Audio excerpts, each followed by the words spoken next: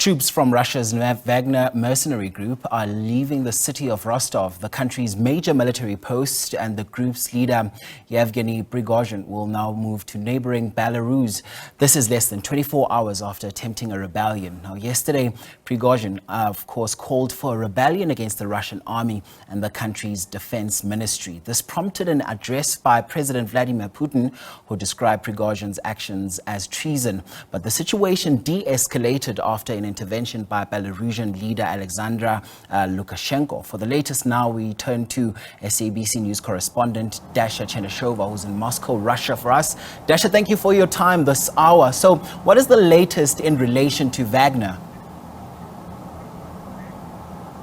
Well, we have heard from the authorities in the Lipetsk region that the units of the Wagner fighters have been leaving the territory of the region. We also have heard from the governor of the Voronezh region that the troops have been withdrawing there and that it was happening without any irregularities or major incidents detected. In Rostov-on-Don, where the Wagner fighters have taken previously all the military sites as well as the headquarters of the Southern Military District, we've heard that the Chechen special forces have also withdrawn. So with the withdrawal of all troops from the Russian authorities as well as the Wagner mercenaries, we understand that life in Russia is getting back to normal. The counter-terrorism operations regime is expected to be lifted soon. We also expect the traffic restrictions to be fully lifted. However, there is hard work in the process to repair the roads that have been destroyed or damaged, while the Wagner column and convoy have been moving towards the Russian capital. Now, speaking of the Wagner boss, Yevgeny Prigozhin, we understand now he will be forced to go to Belarus. He was promised that the criminal case against him in Russia would be dropped. His fighters will not be followed by any prosecution and will be offered to sign contracts with Russia's Ministry of Defense. Right, let's speak about what actually led him to suspending the rebellion. Well, that was the negotiations, the series of talks he has with the Belarusian leader Alexander Lukashenko, who, according to the Belarusian media, has suggested and offered his help in mediating efforts to the Russian president. And with Putin's consent, Lukashenko held those negotiations with Yevgeny Prigozhin. Now, the understanding is that they have known each other for over 20 years, and that's why they have both decided to talk. The clear picture and the clear result is the very fact that both sides have agreed that the blood should not be spilled. That is Russian blood that should not be spilled. Further unpredictable consequences should be avoided, and that's why the sides have agreed that it was time to stop the movement of that convoy, to have the deal on the table, to promise something to Yevgeny Prigozhin. But at the same time, what remains to be seen is whether there will be staffing changes in Russia's Ministry of Defense, something that Yevgeny Prigozhin has been critical of and he has been demanding, and why he started the March of Justice, as he described it. Now, let's talk about the mayor of Moscow coming out to say that it was annoying that people must stay at home on Monday. Let's speak about what threat does this move towards Russia pose?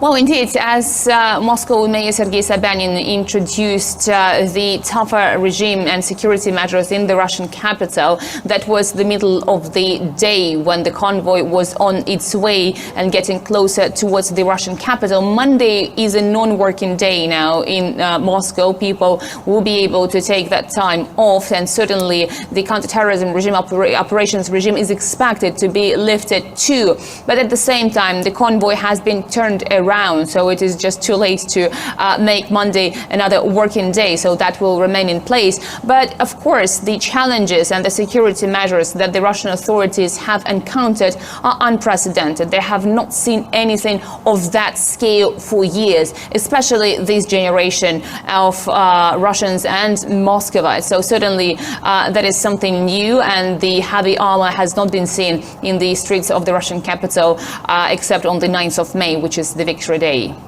Now, Dasha, let's speak about what impact will all of this have on the war in Ukraine.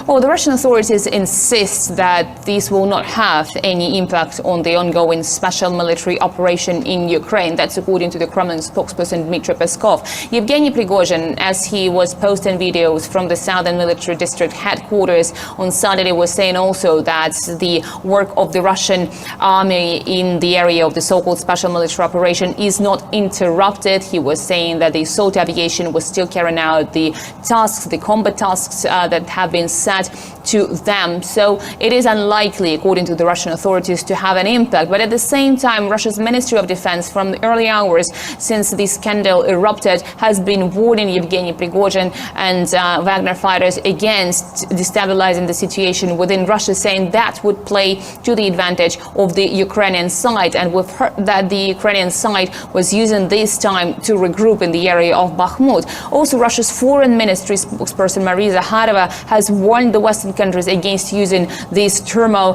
to achieve their, as she put it, Russophobic goals. So certainly this aftermath is yet to be assessed. So Dasha, has there been any reaction on that end from the EU as well as NATO?